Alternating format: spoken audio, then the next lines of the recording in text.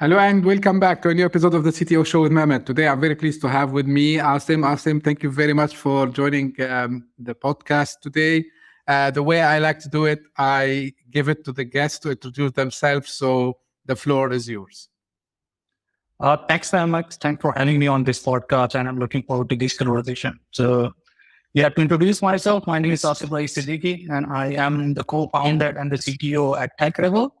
And uh, to introduce myself, it is I grew up in Pakistan, and I got my degree, computer engineering degree, and from the Noor University. Then I pursued my MBA, and during that, I did not really learn much because I was more towards the computer programs and the software development.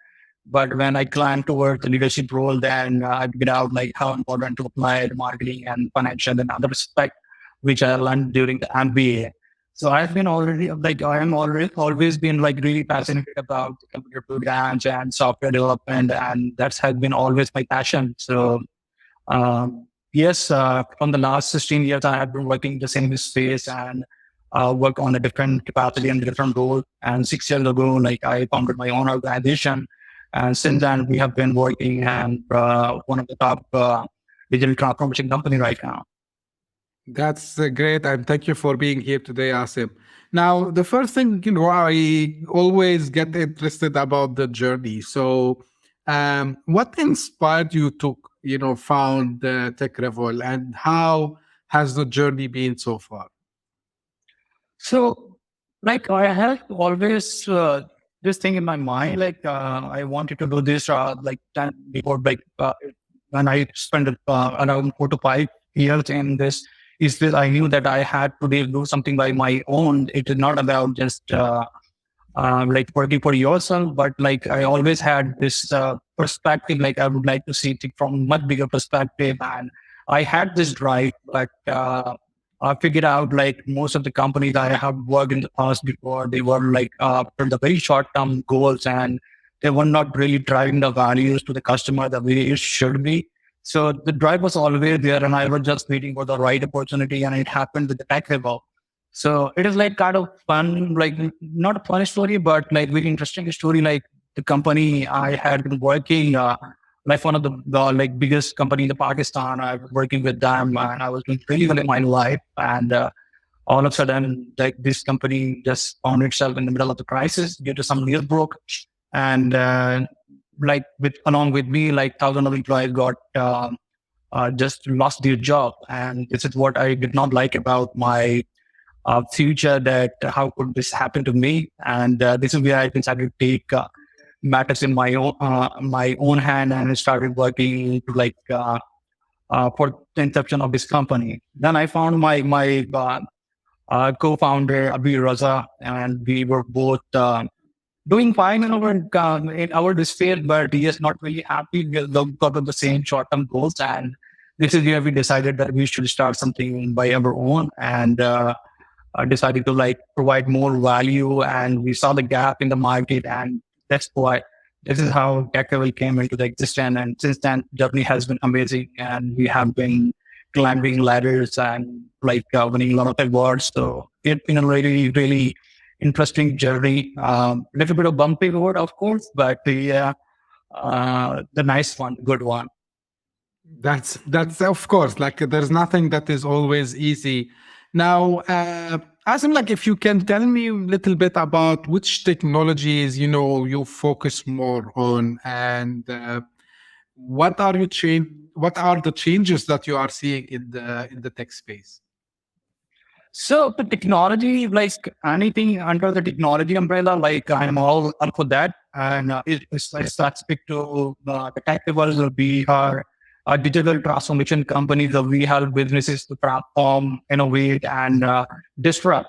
So like whether it's a mobile application or maybe metaverse or maybe a blockchain application, or it could be an artificial intelligence. So we are helping businesses in all different spaces right now. And whenever it comes to provide more value, and it comes to solve the bigger and the complex problem, we are all up for that. So we are not specific to one technology, but yes, we have been specialized, specialized in the mobile technology the most, and then CRM and ERP applications as well. And Mhm. like apart from that, like when you talk about the impact of the technologies and like how the things are have been moving, then of course uh, two technologies which I have been inspired the most in the last 1 decade. Of course, the blockchain technology. I'm really in love with this technology just because this is the first time something really inspired me after a very long time. And the reason is the kind of transparency, the kind of trust, and then like the transactions handling is being done through the blockchain. It never happened that before. So it opened a lot of new doors for the companies and the organizations, and even like if you talk about removing the intermediaries between these kind of flows, then I think blockchain has put like a really good impact throughout the trust and the transparency factor. And of course, the number two is the uh, artificial intelligence, and it is like really impactful and exciting. We have been learning a lot, like everybody is learning a lot about artificial intelligence, and like a lot of tools and lot of new advancements are being happening on the daily basis. And like I feel like it is the best time, like I have a CTO, like enjoying the innovation and the new uh, things are being added and in our digital umbrella on the daily basis. So it has a lot of potential, and it has changed our life completely. So I see a really big impact, and I'm really um, towards artificial intelligence, and uh, we are just looking forward to what stays that ahead. So yeah. Great. So talking about artificial intelligence, Asim, like a lot of talks, a lot of people, have different opinions. But from a CTO perspective and deep technical knowledge that you have, are you seeing, artificial intelligence taking on some of the functionalities that some people within the tech space, and let's say with specifically in the field that you do, whether like it's a developer, analyst, maybe testing. So are you seeing, AI replacing completely, or are you seeing just another, as they are calling it, it will empower us? What is your take on this? Yeah, I think there is quite like one of the common question I normally get inside my organization, and whenever I go out, people talk about that, and they have this fear of like being replaced by the AI. So I always tell them that you don't need to worry about AI being replacing you until you adapt and you learn things quickly. It is like just like when the calculator was introduced or the computer was introduced to the human, then everybody had that fear that the human will be replaced by the computer, but eventually you were able to produce more jobs just because you had to learn the different ways of using that thing towards your uh, achievements or accomplishments. So like it is the same thing. Maybe yes, there are few very odd jobs that can be replaced completely by the AI, but people should learn. People should adapt about the advancement of the AI. So in my organization, like I took this job like 6 7 months ago when like the ChatGPT was introduced, and I had like very detailed training session to my own developers. Like every domain of the organization, not only the developer but the marketing, but the QA, maybe the business analyst. Like I encourage everybody to like start using those tools and do not shy away that why you are not using it. I think you should find yourself stupid if you don't be doing it, because it is the way to enhance your productivity and efficiency. And at the same time, the time which you are saving with this, of course you have to use your brain, like where the human brain is involved, if the human brain is required, like you should be spending more time on that. So you should not be worried about like being replaced by that. You should be only worried if you are not adapting, if you are not uh, uh, embracing yourself with the new technology, with the new trend, then you should be concerned about it. Otherwise, I see a lot of new things happening. I see a lot of more opportunity being created, being offered to the people. It is just about adjustment and adapting. Great answer, Asim. Now, you talked at the beginning, and when you were doing the introduction about yourself and the company, you mentioned digital transformation, right? Now, um, Matter of fact is that although like digital transformation is still a buzzword, we've been, seeing people reluctant, or let's say still hesitant, still slow in doing this. And now all of a sudden the AI come on top. So how do you think this, the introduction of these new AI tools will push companies to be more agile and more fast to adopt the change? Of course, I think this is like another very common problem which we normally encounter with our customers, and especially when the customers are not really tech savvy, or like they are kind of layman in these domains. Then it is our responsibility to educate them, to let them know how to solve these problems and how these tools are more effective in like streamlining their business operations, or maybe optimizing their processes. But in all honesty, I feel the problem lies somewhere else. And if you take like very good example of the Apple, then one thing they have always done is to like simplify the technology. And this is where I believe the most. Like whenever you talk about implementing or like introducing the new technology, it is all about making it really simple for the people so that they can understand it, and at the same time keep it very, very simple and minimalistic so that they see the impact, they see the result. Do not make them really confused about the jargons, about the technology, and being bombarded with the new words. And they always feel like, yes, we are sending them in some sort of like matrix, and they won't be able to understand something. If you keep it very simple, to the point, and give them this clarity of the kind of impact, output they can produce through these tools, I think they should be like very on to like adopt this technology very quickly, and at the same time they will be more rewarded towards the result, and in which they have never experienced this before. So if you simplified that all stuff, I feel, and this is what we have done in the past, and this is what we have been doing. And I take this as my responsibility, being a digital transformation company, that whenever I do that, I make sure that it's not about just solving the problem, but making sure that my customer, the industry I'm working with, they are finding it simple, and they can carry it forward without having any big problem, or becoming really technology understanding that, yes, we are not understanding it. Make it simple. And I think the companies should understand, and they have been like those who have took it, those who have embraced it, they are seeing the results now. Great. Now, where are you seeing the mix between these AI technologies and the other technologies that we always used to talk about when it comes to digital transformation? So you mentioned blockchain is one of them. I know that also you do some work around Internet of Things or IoT. So are you seeing a blending and mixing of these technologies that will also allow businesses to disrupt more and shift their businesses more?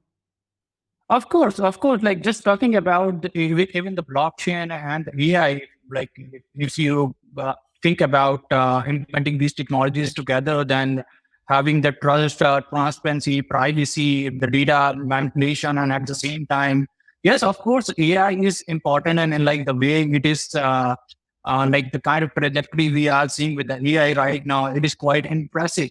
But we need to like think about keep like a balance of having. The biased AI, or like think where we talk about the ethics and the privacy, but the companies who are like incorporating and making use of these technologies, they have control on the both side. So just to give you an example, like even my organization, like a few months ago, we like just because we are the digital transformation, and we have to adapt and like learn technology very quickly just because of the customer demands and the requirement. We understand that even if we are not adapting by ourselves, if we are not seeing that there are a lot of repetitive tasks, there could be a more informed decision that can be made through the AI. So why not implementing the AI inside the organization in every aspect? So like we were able to like find out 100 different tasks, which we figure out like, and we prioritize this item. And we said, okay, these are the 10 different items which are repetitive, that can be replaced with the AI completely, and let have our team work on some other item. And I think we were able to extract a lot with like Even who would have said like the developers or like the company developers are working with the marketing team right, right actually the right with the marketing team right now, and they are helping them to like automating their tasks so that they can do something else. So nobody has done this before, and nobody even thought about that. Even if you are developing something, but the company who is developing software or like helping others businesses, but they are adapting and learning by themselves to improve their working practices and improve their working style so that they can be more effective while providing the solution to the company. So it is all about like how you apply these technologies and how do you take this technology. So for us, it is working very nice, and we see the competitive advantage right now. We see the kind of competition over there. So if we are not learning, we are not adapting by ourselves, how would we educate our customer and make them convince on this particular item which we have not done by ourselves? So I think using these technologies on the other hand side, like again, if we talk about the blockchain, we implemented the blockchain in our own organization first, and we know like yes, we are solving a lot of problem for the customer, but like there is a concept called red flying in our company where we have given a blockchain crypto based stock to our employees so that they can have more loyalty with the organization and how they can move forward and how can keep those stock in their hands so that if we are spending more time with the organization, they are being the kind of stakeholder with the company. So like we are leveraging the technology by ourselves. So when I talk about the industry and when we talk about providing a complete solution, our customer, so we know like they are getting a lot of advantage, and they have a very clean and transparent kind of transactions, and then automating the tasks, and then improving the efficiency and effectiveness throughout. So I think there is a lot to learn, and there is a lot to apply as well. Great. Now, a question that came to my mind: how do you manage? And this is, sometimes hard. We know for a fact that projects, they take time to finish, right? Of So course. sometimes, especially if it's like a big project, transformation, and these kinds of projects, I know from my own experience. So how do you manage when a new technology, like let's say ChatGPT, comes while you are in the middle of another project? So how do you handle this? So I think it is of the resilience nature of a developer. Like I came from the same background, so I know like I have to learn all the time. And whenever I am exposed with any new technology, any new tool, I always do that. And it is like one of the core responsibility in my organization to like bring that innovation all the time. So when I talk about comparing myself with all the big companies in the consulting domain, like uh, Accenture, or maybe Deloitte Digital, something like that. So I do look into that, and I do follow like what is happening in this tech space. So I keep myself updated all the time, and I try to bring that kind of innovation in my organization always, so that we can get a competitive advantage. And at the same time, we should not be lagging behind what the customer is asking. So if in the middle of the project something is being demanded, even though if I have to put more efforts, if I have to go extra miles for that without being concerned about the project scope creep and something like that, we still fight because I know, like, if we get to know about the technology, if we get a chance to learn more about this, then of course this should be more useful in the near future because you learn that technology one. And for me, like why I do like this project based consulting and the transformation project mostly because with every project you are always required to learn something new, and uh, I find this another opportunity all the time that if the customer is like talking about any new idea, any new technology, like I always get a time to like look into that, maybe spending 10 minutes, 15 minutes about it. And I get happy like just because I have added one more thing in my library, in my knowledge that yes, I have learned something. So whenever these kind of uh, things or maybe the requirements are expected from the customer, I find it even more interesting, and we never being shy away of not doing it or saying that, oh, we do not know about this.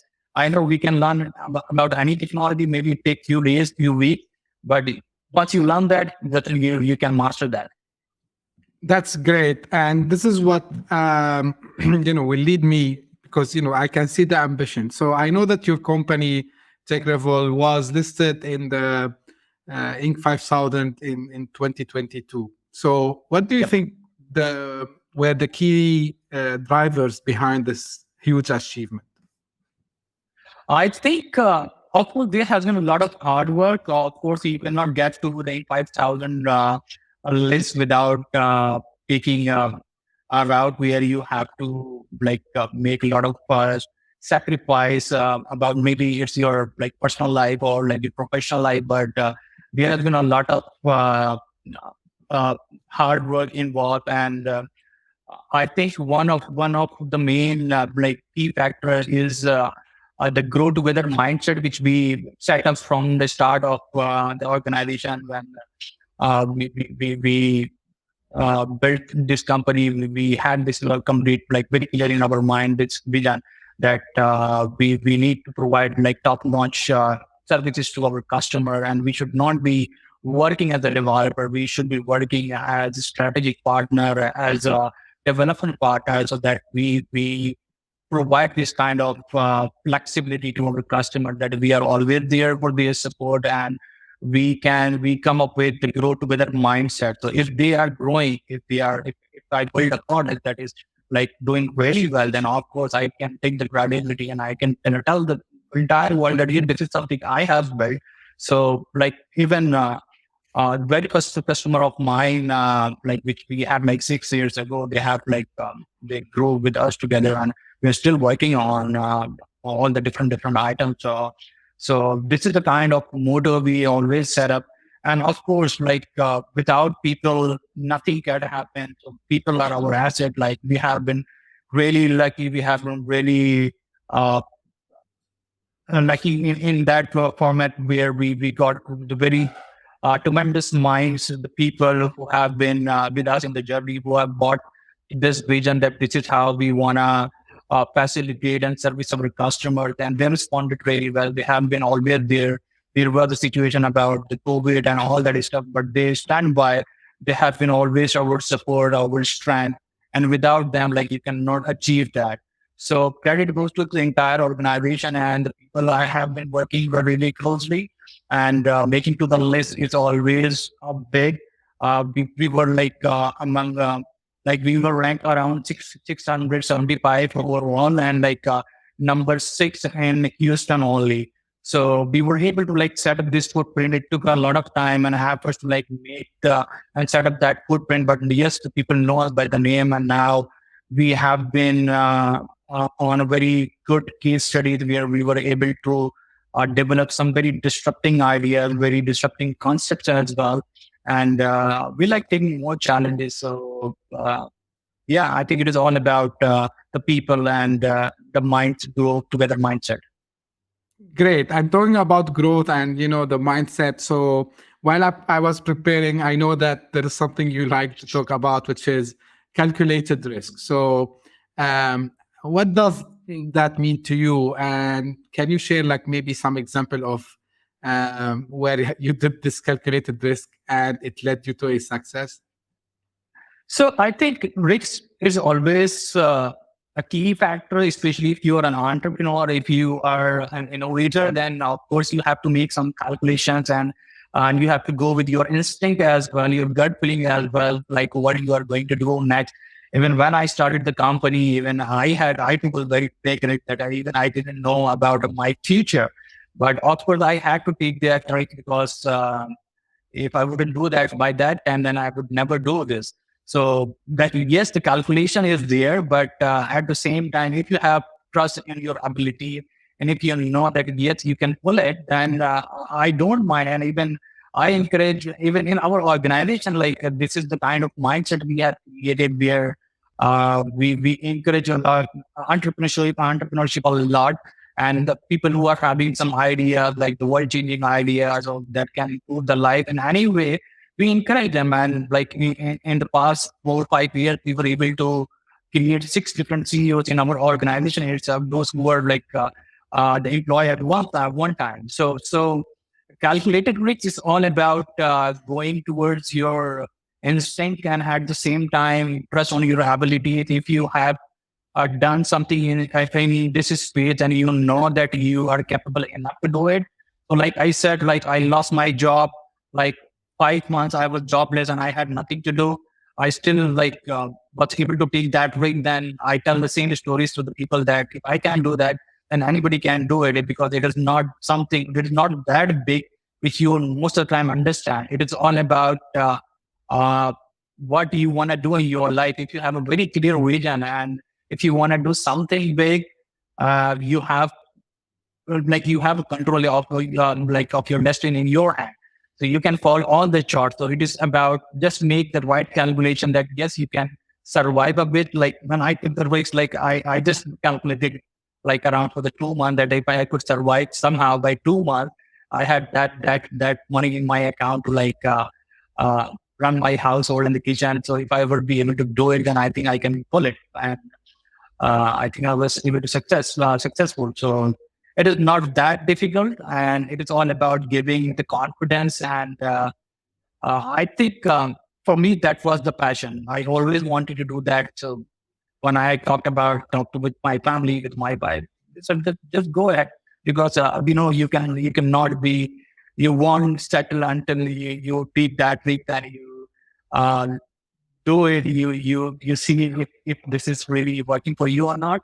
And so far, I never looked behind and things always came in my way, and we were able to make it work for us.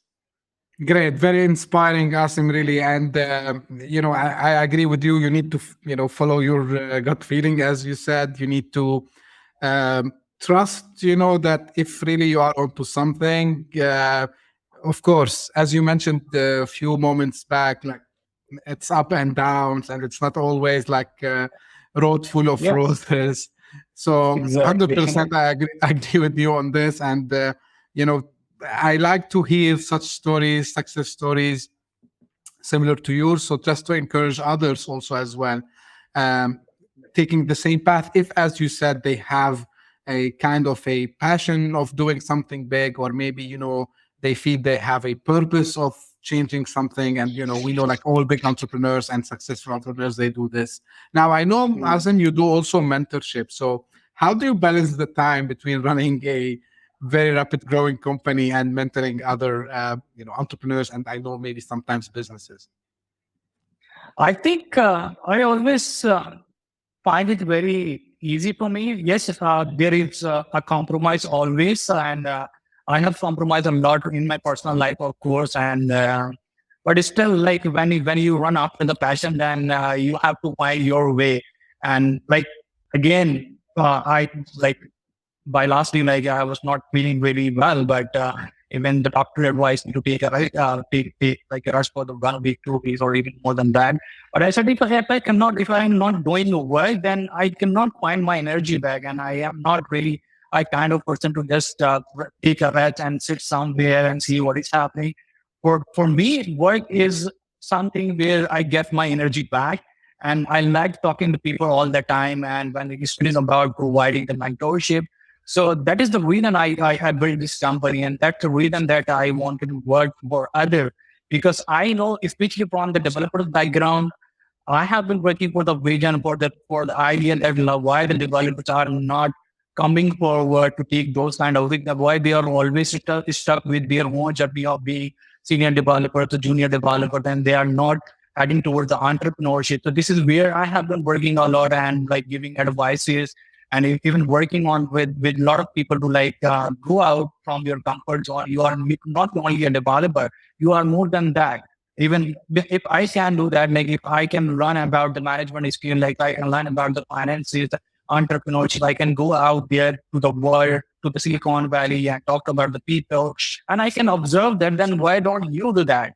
So that's kind of information which I carry, which I transfer to the people who work with me, and they were able to like change their persona completely. They have been more effective people, and they were able to learn that it is not a limiting factor, or you should not be finding yourself in a one room that yes, you are only a developer. So I wanted to change this mindset, and I developed my own personality on that. And now I'm trying to inspire others to follow the same, or maybe like they have even more potential, they have more talent than me. And why not pursuing that domain of entrepreneurship, and then make it successful for yourself? Because you know entrepreneurs are innovators, and I tell them always all the big stories of Facebook, of Microsoft, when we talk about this, like all these products were just an idea one time. The entrepreneurs and the innovators make bring those to the life. So if they can do it, then why can't you do it? So like when you do that, when you give them this confidence, then yes, the people learn to you, people listen to you. And if they see my profile, they see like, yes, this guy has been from the same journey. So yes, he understand that, and I try to get onto the same wavelength as well. So like setting up the time and managing is not a big problem. Yes, being an entrepreneur, yes, weekends are the days where you think about the business. Weekdays are the days where you really execute those ideas. So like I never get an holiday or proper off from the work, and that excites me. So I try to like balance somehow, and it works for me. So I spend like around 14, 16 hours on work, and then 6 to 7 hours with my family, or where I take sleep. That should be enough for me. And it is working quite nice for me. Great, because I think you enjoy a lot what you do, so you don't see it as work actually. So proud you do. Exactly. Asim, like if we want to leave the audience today with something, especially if someone is about to start up something, or maybe someone who already started the journey, you want to give, maybe one or two sentences of advice. What you would tell them? Of course. And I think I already mentioned, especially for the newcomer, like those who want to do something, if you have an idea that, like the world changing idea that has a big impact, that can change their lives, just go for that. Do not wait for anything. Uh, uh, it is the right time for doing anything, even in whatever the height bracket you are right now.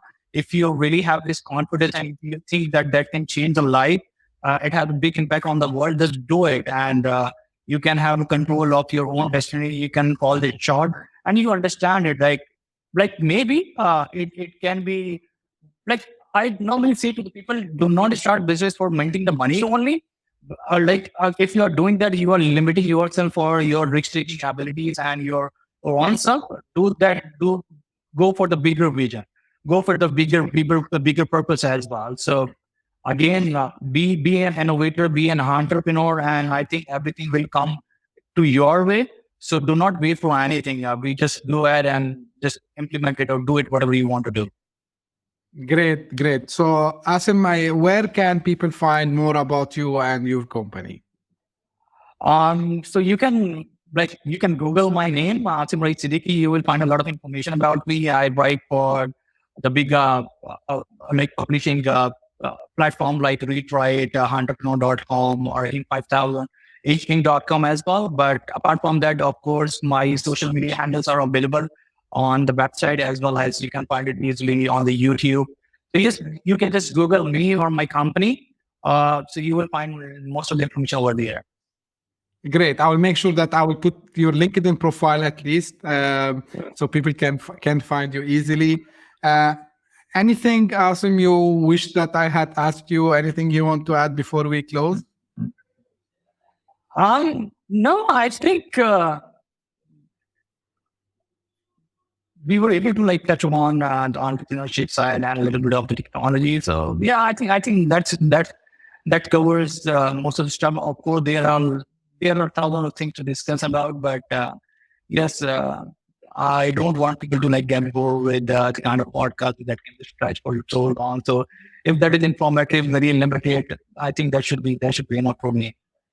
Yeah, so I don't limit, and everyone, all my guests, they know this, and I think the audience know this. I don't limit the time, but I liked your story, Asim. It's very, I would say, inspiring to reach, the Inc 5000, and from a humble starter point. So it's really something. I get excited to talk to you, and after we talked.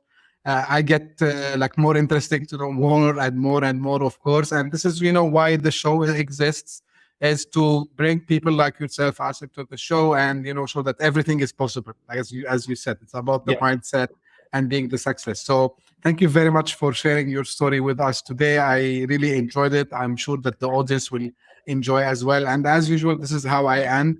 Um, my episodes, guys. Like, please keep the feedbacks coming. I'm enjoying reading them. I'm enjoying, having good feedback, whether it's like something you want me to enhance or maybe something you're liking it. Like, I'm open. I don't, I like actually criticism more than compliments, because Yeah. this is how I can make this podcast better. So thank you for your Exactly. feedback. Always valuable.